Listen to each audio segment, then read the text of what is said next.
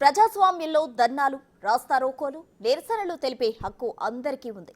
కానీ చట్టం పరిధిలోనే అలాంటి కార్యక్రమాలు జరగాలి. అలా కాకుండా చట్ట వ్యతిరేకంగా జరపాలని చూస్తే అంది అసాంఘిక ఘటనలకు తావిచ్చే విధంగా తయారవుతుందని గతంలో ఎన్నో ఘటనలు నిరూపించాయి. అలాంటి నేపథ్యంలోనే పోలీసులు కొన్ని ధర్నాలకు, నిరసనలకు వాటి నేపథ్యాన్ని ఇంటెలిజెన్స్ నివేదికల ఆధారంగా నిర్ణయం తీసుకుంటారు. ఆ నిర్ణయం వ్యతిరేకంగా వచ్చినంత మాత్రాన చట్టాన్ని ఉల్లంఘించేలా వ్యవహరిస్తే సామాన్యులైతే కొంచెం ఆలోచించవచ్చు. కానీ 10 ఏళ్లు అధికారంలో ఉన్న ప్రధాన పార్టీ నాయకులే అలా వ్యవహరిస్తే వారి తీరు దేనికి సంకేతం?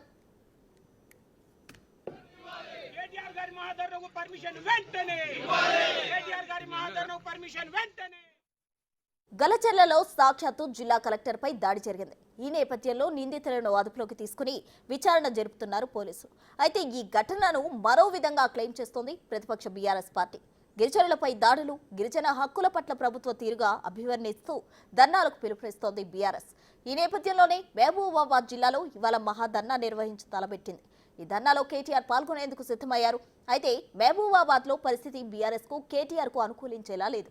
మెడికల్ కాలేజ్ నిర్మాణం కోసం తరతరాల తమ వ్యవసాయ భూములు బలవంతంగా లాక్కొని తమ జీవితాలు వీధిన పడేసినప్పుడు అప్పటి అధికార పార్టీలో సీఎం సమానుడైన కేటీఆర్ కు మొరపెట్టుకున్నారు. అయినా కేటీఆర్ గిరిజనుల మొర ఆలకించలేదు. న్యాయ పోరాటం చేసిన గిరిజన మహిళలను అరెస్ట్ చేసి స్థానిక జైళ్లకు తరలించారు. గిరిజనుల తరఫున న్యాయ పోరాటం చేసిన BRS ward councillor Ravi Nayak ను అతి కిరాతకంగా పట్టపగలు నడి రోడ్డుపై నరికి చంపేశారు. ఆ విషయాన్ని కూడా కేటీఆర్ దృష్టికి తీసుకెళ్లినట్టు ఆ తండా వాసులు చెప్తున్నారు. అయినప్పటికీ కేటీఆర్ తమ మొర ఆలకించలేదని, ఇప్పుడు గిరిజనులకు అన్యాయం జరుగుతోంది, దాడులు జరుగుతున్నాయని మా జిల్లాకు ఎలా వస్తారు, వస్తే మేము అడ్డుకుంటామని ఆగ్రహం వ్యక్తం చేస్తూ హెచ్చరించారు.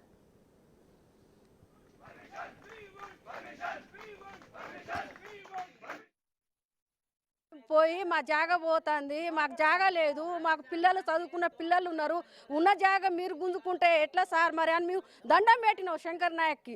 శంకర్ నాయక్ ఇంటి ముందు పోయి మేము కూకున్నాం. పోతే నల్లపల్లి అడవిలో పోయి వదిలిరండి అని ఆడోళ్ళకు చెప్పిండు మాకు ఈ శంకర్ నాయక్.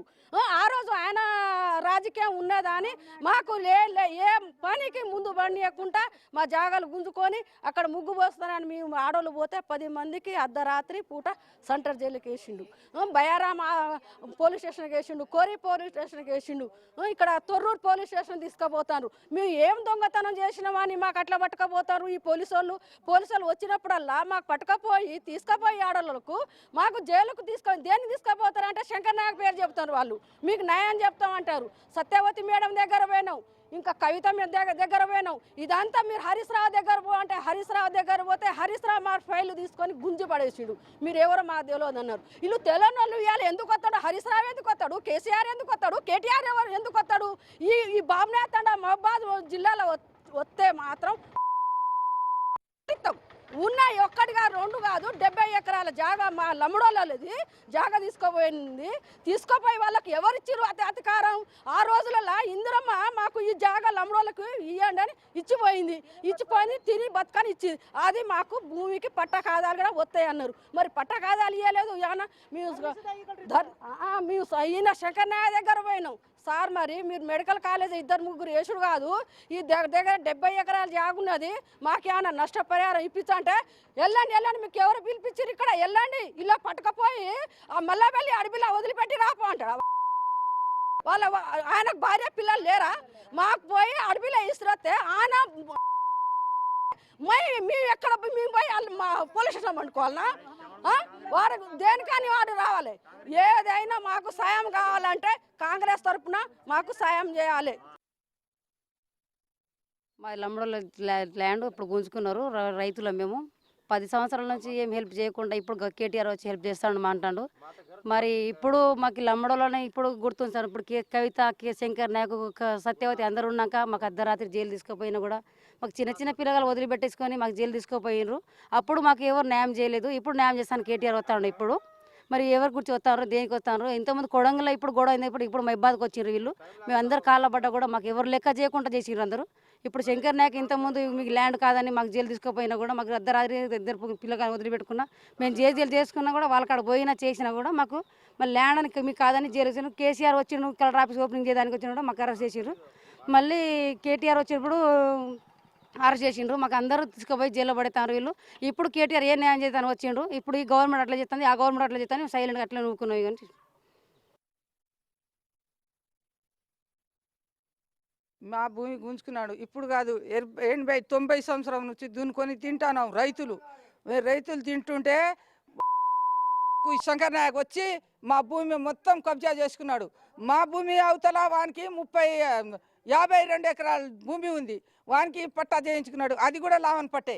మరి అన్ని లావన్ పట్టాకి పట్టా చేయించుకున్నాడు. వాన్ పట్టా అయింది, మా భూమి ఎట్లా పట్టా కాలేదు? ఇప్పుడు నుంచి కాదు, మేము 90 సంవత్సరం నుంచి ఇప్పుడు 4 తరాల నుంచి తింటాను. అప్పుడు ఎవరు రాలేదు. మా భూమి శంకర్ నాయక్, కేసీఆర్, కేటీఆర్ అందరు తీసుకున్నాడు. అందరు బాధపడ్డాం. బావి ఉంది, తోట పెట్టుకున్నాం, అన్ని సద్దకంకి జొన్నకంకి అన్ని పండించుకొని తిన్నాం. ఇంత పురగాళ్ళకు సంకలు వేసుకొని చేసుకొని తిన్నాం. 1 సంవత్సరం 2 సంవత్సరం మేము దేశం పోయినాం.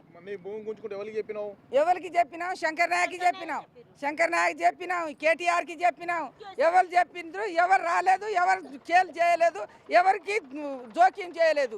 మేము రోడ్డు మీద వండుకొని తిన్నప్పుడు కూడా ఈ శంకర్ నాయక్ వచ్చి, అమ్మ ఇప్పుడు దాకా అన్నం తినలేదా మీరు అని, అప్పుడు అన్నం తిని రోడ్డు మీద ఏడుచుకొని తిన్నాం. ఇస్తారు యాకు చేతిలో పట్టుకొని తిన్నాం. అప్పుడు కూడా ఇప్పుడు కేటీఆర్ ఏం ముఖం పెట్టుకొని వస్తాడు? ఇప్పుడు ఏముంది అని వస్తాడు? మేము పోయినప్పుడు, మేము వచ్చినప్పుడు వాడు రాలే. ఇక మహబూబాబాద్ కు కేటీఆర్ రాకను లంబాడీ హక్కుల పోరాట సమితితో పాటు సిపిఐ, దళిత సంఘాల నాయకులు, బీసీ సంఘాలు కూడా వ్యతిరేకించాయి. గిరిజనుల భూములు అన్యాయంగా కబ్జా చేసినప్పుడు స్పందించిన కేటీఆర్ ఇప్పుడు గిరిజనుల గురించి ధర్నాకు మహబూబాబాద్ కు రావడం ఏంటని కేటీఆర్ ను అడ్డుకొని తీరుతామని హెచ్చరించాయి.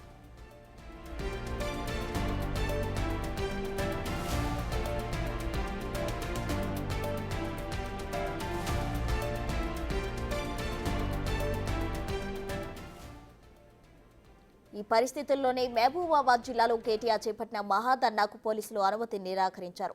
కేటీఆర్ ధర్నాతో జిల్లాలో లా అండ్ ఆర్డర్ సమస్య వచ్చే అవకాశం ఉందని, ధర్నాకు అనుమతించడం లేదని జిల్లా ఎస్పీ లెటర్ విడుదల చేశారు. అలాగే వికారాబాద్ జిల్లా లగచర్లలో జరిగిన ఘటనకు మహబూబాబాద్ జిల్లాకు ఎలాంటి సంబంధం లేదని తెలిపారు. ధర్నా చేపట్టిన రోడ్డు విపరీతమైన ట్రాఫిక్ ఉండే ఏరియా కావున ధర్నా మూలంగా ప్రజలకు తీవ్ర ఇబ్బందులు ఏర్పడే అవకాశాలున్నాయని పోలీసులు భావించారు.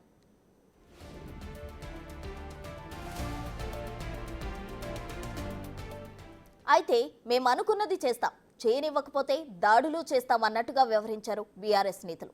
ధర్నాకు అనుమతి ఇవ్వలేదని సాక్షాత్తు జిల్లా ఎస్పీ క్యాంప్ ఆఫీస్ పైనే ఖాళీ వాటర్ బాటిల్ విసిరేశారు. పోలీసులు ధర్నాకు అనుమతి ఇవ్వకపోవడానికి ఎన్నో కారణాలుంటాయి. శాంతి భద్రతల సమస్య కావచ్చు, ధర్నాలో పాల్గొనే నేతల భద్రతకు సంబంధించిన సమస్య కావచ్చు, ఇలా ఎన్నో ఆలోచించి పోలీసులు నిర్ణయాలు తీసుకుంటారు. దీనిపై అవసరమైతే కోర్టుకు వెళ్లి పర్మిషన్ తీసుకోవచ్చు. కానీ బీఆర్ఎస్ నేతల తీరే వేరుగా ఉంది. తమకు అనుకూలంగా నిర్ణయం తీసుకోలేదని బీఆర్ఎస్ నేతలంతా ఏకంగా ధర్నాకు దిగారు. అంతటితో ఆగలేదు, ఖాళీ వాటర్ బాటిల్ కూడా విసిరేశారు. చేతుల్లో ఖాళీ వాటర్ బాటిళ్లు ఉన్నాయి కాబట్టి సరిపోయింది. అదే ఏ రాళ్ళలో విసురుంటే పరిస్థితి ఏంటి? ఇప్పటికే లగచర్లలో కలెక్టర్పై దాడి వెనుక బీఆర్ఎస్ నేతల ప్రోద్బలం ఉందనే ఆరోపణలున్నాయి. ఆ ఘటనపై విచారణ జరుగుతుండగానే ఇప్పుడు మహబూబాబాద్లోనూ బీఆర్ఎస్ నేతల రచ్చ చేశారు. వాళ్ళ తీరు చూస్తుంటే తాము అనుకున్నది చేసి తీరుతామని, చేయనివ్వకపోతే దాడులకు వెనకాడబోమని సంకేతాలు ఇచ్చినట్లు కనిపిస్తోంది. చరిత్రహీనులు ఏదో పిలిపిస్తే కొంతమంది అడ్డుకుంటామని చెప్తున్నారు. మేము ఇయ్యలేమని చెప్పడం, ఈ ప్రభుత్వ పోలీసుల దుస్థితి ఇది తార్కాణమని చెప్పి నేను తెలియజేస్తా ఉన్నాను. ఈరోజు ఎస్పీ గారు ఇస్తా అనే పర్మిషన్ ఇవ్వలేదు. వారి మీద తీవ్రమైన ఒత్తిడి ఉన్నట్టు మాకు అర్థమైంది. నేను స్వయంగా డీజీపీ గారితో మాట్లాడినా అయిపోయింది, మేము కంట్రోల్ చేయలేము, మరి మా చేతగానితనం ఇది అని చెప్పి చేతులు ఎత్తేసిన పరిస్థితిలో మాకు పర్మిషన్ ఇవ్వండి, సామరస్యంగా మేము అన్ని రకాలుగా చూసుకొని చాలా సామరస్యంగా అక్కడున్న లగచెర్ల రైతులకు ఒక నమ్మకాన్ని, విశ్వాసాన్ని కలిగిస్తాం, ధర్నా చేసుకుంటామంటే పర్మిషన్ ఇవ్వలేదు. మేము అన్నీ కూడా రెడీ చేస్తున్నాం. తప్పకుండా కేటీఆర్ గారిని బయలుదేరమని చెప్పాం. ఇవాళ రేపు ధర్నా కొనసాగుతుంది. జరిగే పరిణామాలకు ఇక్కడ పోలీసులు, ఇక్కడ కాంగ్రెస్ నాయకులు బాధ్యత వహించాలని చెప్పి నేను డిమాండ్ చేస్తాను.